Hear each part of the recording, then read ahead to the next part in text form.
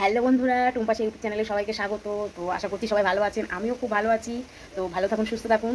তো চলুন শুরু করা যাক আমার ভিডিওটি। তো আজকে একটু অন্য টপিকের উপর ভিডিওটা করছি। আজকে হচ্ছে মডিফিকেশনের উপরে ভিডিও করছি। তো আমি প্রায় মডিফিকেশনের উপরে ভিডিও করে থাকি, তো আমার চ্যানেলে গিয়ে দেখতে পারেন। তো বেশি কথা না বলে আমি ভিডিওটা শুরু করছি। বিবাহিত মহিলারা কখনোই এই 5টি কাজ করবেন না, আর যদিও করেন আপনার সংসার কিন্তু একেবারেই খারাপ হয়ে যাবে। হ্যাঁ, এ কথাটা চরম সত্য। সংসার একদম জ্বলে পুড়ে ছাই হয়ে যেতে পারে। যদি কোনো মেয়ে ভালো বউ হতে চাও, তাহলে আমার এই ভিডিওটি একদম শেষ পর্যন্ত দেখো, তাহলেই বুঝবে। আর আমি প্রত্যেকটি বিবাহিত পুরুষকে বলবো, আমার ভিডিওটি মন দিয়ে দেখুন, আর আপনার স্ত্রীকে অবশ্যই অবশ্যই শেয়ার করুন ভিডিওটি। স্ত্রীদের কিছু কিছু কাজের জন্য স্বামীদের মন ভেঙে পুরো চুরমার হয়ে যায়, একদম তছনছ হয়ে যায়। তার জন্যে সংসার ভেঙে যায় আর সংসারে অশান্তিও নেমে আসে। তাহলে জেনে নেওয়া যাক যে কী কী কারণ আর কী কী সেই কাজ, যেই কাজ স্ত্রীরা করলে সংসার পুরো জ্বলে পুড়ে নষ্ট হয়ে যায় একদম। 1 নম্বর, অবহেলা করা।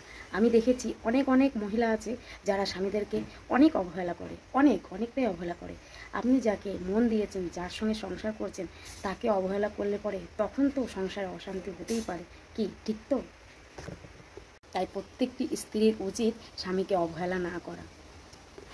ও হ্যাঁ, আপনার গুরুত্বপূর্ণ লিস্টে বাবা মায়ের পরেই যেন আরেকজনের নাম হয়, সে হলো আপনার স্বামী। প্রত্যেকটি বিবাহিত বোনকে বলবো, স্বামীকে অবহেলিত করবেন না। স্বামী যার বেঁচে আছে, তার সময়ের মূল্য আছে, তার ব্যক্তিত্বের মূল্য আছে, তার চরিত্রের মূল্য আছে, তাই তো? স্বামী না বেঁচে থাকলে পরে সেই মহিলাটি সমাজে সবথেকে অবহেলিত মহিলা হবে। আমার কথা যদি বিশ্বাস না হয়, তাহলে একজন বিবাহিত মহিলার সঙ্গে 10 মিনিট কাটান, তাহলেই বুঝতে পারবেন। তাই প্রত্যেকটি মহিলাকে বলবো, স্বামীকে অবহেলিত করবেন না। 2 নম্বর, অনেক পুরুষই আছে চাকুরিজীবী বা ব্যবসা করেন। তো দিন শেষে যখন আসেন তখন অনেকটাই ক্ষুধার্ত থাকেন।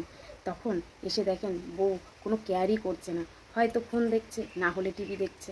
তাই বলছি, এটা না করে স্বামীর দিকে একটু কেয়ারফুল হয়। কারণ সে সারাদিন পরিশ্রম করে এসে এই আশায় বাড়ি ফিরেছে তার স্ত্রীর কাছ থেকে একটু আদর যত্ন পাওয়ার জন্য, তাই তো? এইভাবে যদি কয়েকদিন, দিনের পর দিন চলতে থাকে, কোনো স্বামী কিন্তু মেনে নেবে না, নেবে? এইরকম ছোট ছোট সমস্যাগুলি একদিন বড় সমস্যা হয়ে দাঁড়ায়, তখনই সংসারে বিরাট অশান্তির সৃষ্টি হয়, কি তাই তো? 3 নম্বর, কোনো বিবাহিত পুরুষের সঙ্গে আপনার স্বামীকে কখনোই তুলনা করবেন না। কিছু কিছু স্ত্রী আছে এইরকমও বলে থাকেন যে, দেখো আমার বান্ধবীর বর আছে, কত ভালো চাকরি করে, মোটা টাকা মাইনে পায়, আমার বান্ধবীকে আইফোন কিনে দিয়েছে, লেহেঙ্গা কিনে দিয়েছে, আরও কত কিছু না বলে। না, এই ভুল কখনোই করবেন না। এর কারণে আপনার স্বামী বেশি অপমানিত হয় আর বেশি লজ্জিত হয়। অপমানিত বোধ করে নিজেকে প্রচুর ছোট মনে করে। তাই বলছি, কখনোই নিজের স্বামীকে অন্যের স্বামীর সঙ্গে তুলনা করবেন না। শ্বশুর শাশুড়ির প্রতি কেয়ারিং না হয়। এমনও অনেক স্ত্রী আছে, শ্বশুর শাশুড়ি আসলে পরে নাকটা কুঁচকে থাকে, একটা বাংলার 5 করে রাখে।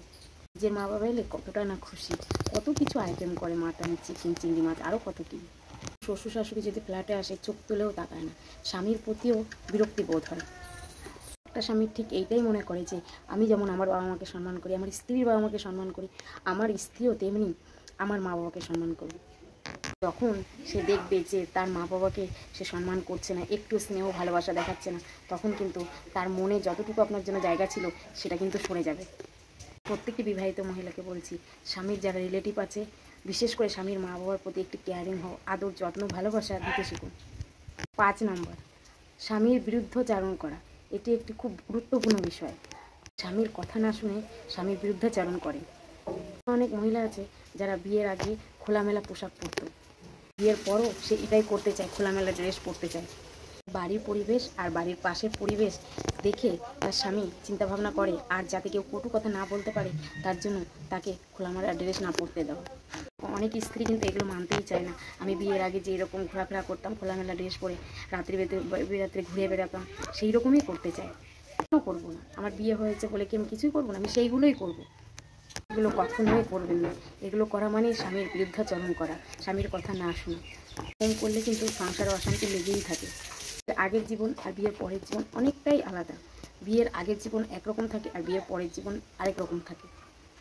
দুজনকে এই বিষয়টা মানিয়ে চলতে হবে, আর এই বিষয়টা দুজনে মানিয়ে চললেই সংসারে সুখে ভরে যাবে।